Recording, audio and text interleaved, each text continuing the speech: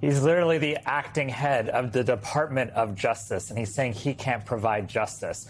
We had one person in the room told me, what can we do for you? What can we offer you to go after people? He said, I don't know, maybe just go on the record and go to the FBI. They've been to the FBI so many times.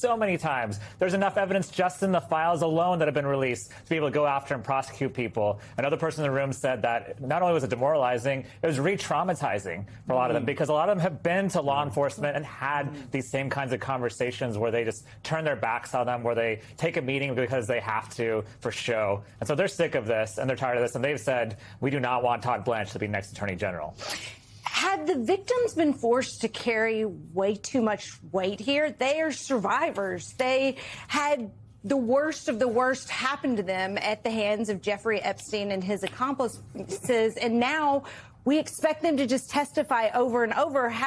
Were other Republican lawmakers, your colleagues, have they been moved when they have met with the survivors? Yeah, even the chairman of the Oversight Committee, James Comer, recently met with them, and he almost had a renewed energy around this. He issued a formal subpoena to Leon Black on the spot when he wouldn't answer certain questions, right? So the survivors have a lot of power if we give them that power, if we empower them. But right now, the Republicans in the Senate, they have a choice to make. Are they going to put the American people and the survivors first, or are they going to put President Trump and Todd Blanche, his personal attorney, first? Well, let me answer that question for you.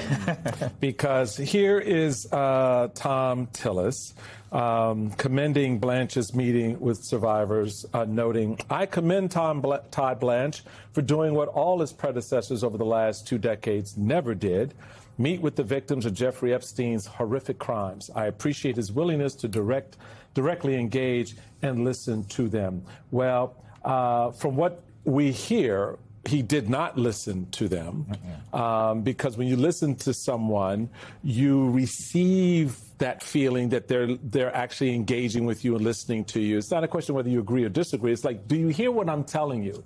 Do you hear what I'm asking you? And when you listen to Ms. Stein and others coming out of that meeting, you hear now talking and reflecting on what some of the survivors in that meeting have said. It is clear that that is not what happened there, that this was a check-the-box moment, that Senator Tillis, in order to convey his vote to approve Todd Blanche for Attorney General, needed him to just sit down, keep his mouth shut, and check the box. Because that's how it comes off. Now, prove us wrong. Maybe there's another way. Maybe there's something else. Maybe. But that's the vibe here, that this was, hey, Mr. Attorney General to be, if you want me to vote for you, just have a meeting. And when I check that box, we good.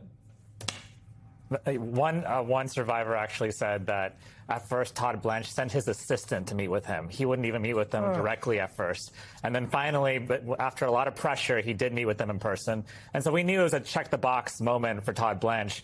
I didn't realize it was a check-the-box moment for Thom Tillis either. But it seems like from his tweet, he's trying to check a box too. And I don't know why, because he's not up for re-election. What does he have to lose? What does he have to gain at this point? Well, but this is at the point of just being beyond ridiculous. Last summer, the Department of Justice, Pam Bondi, released that letter, and she said there were over 1,000 victims. And we have made no progress as a country, as a government, getting any justice. And you look at foreign countries, you look at the UK, and they're actually pursuing justice. That's right. Yes. So we've been a year, nothing has gotten done.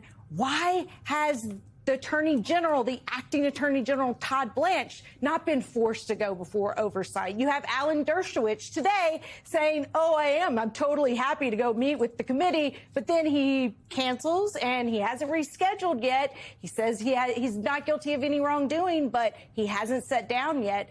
What is it going to take to actually get some accountability from all of these big players? Well, right now we're requesting and politely asking people to come before us. We're not enforcing the subpoenas because the Republicans in the House are afraid of their own shadow. They're afraid of President Trump. And so this is a voluntary transcribed interview, so there's no consequences for not showing up. What we need is subpoenas. We need them under oath, and we need them before the American people on camera. That's what they need, and they're not doing it right now.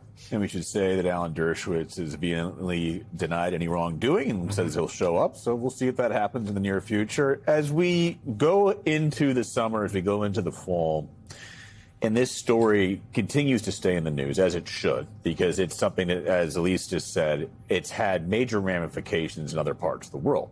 The king's brother has essentially been outcast. Dethroned. He's dethroned. He's gone. Okay, the prime minister of the UK, many could argue, had to leave his post because of fallout from Epstein. So you've seen Bill Gates has had problems with Epstein. A lot of people have had problems with Epstein, but seemingly it does not seem to affect this administration directly. Democrats take back the House. How important is the subpoena power that you guys would have on the Oversight Committee? How important is it to have the ability to have those special select committees that could investigate this fully? How important is that? Because when voters say, what are you doing? What are you doing? If you get power, there's actually something you can do beyond what you're already doing. Yeah, there'll be real accountability. There'll be more justice. We'll be able to actually issue those subpoenas, make sure they're under oath, make sure they're before the American people on camera. Right now, we're not doing any of those things. So why would they ever comply with us? A lot of people who have come forward for these transcribed interviews won't answer all the questions. They'll make up an excuse to not answer questions, and then they'll just leave home with no consequences. We need to change that next year.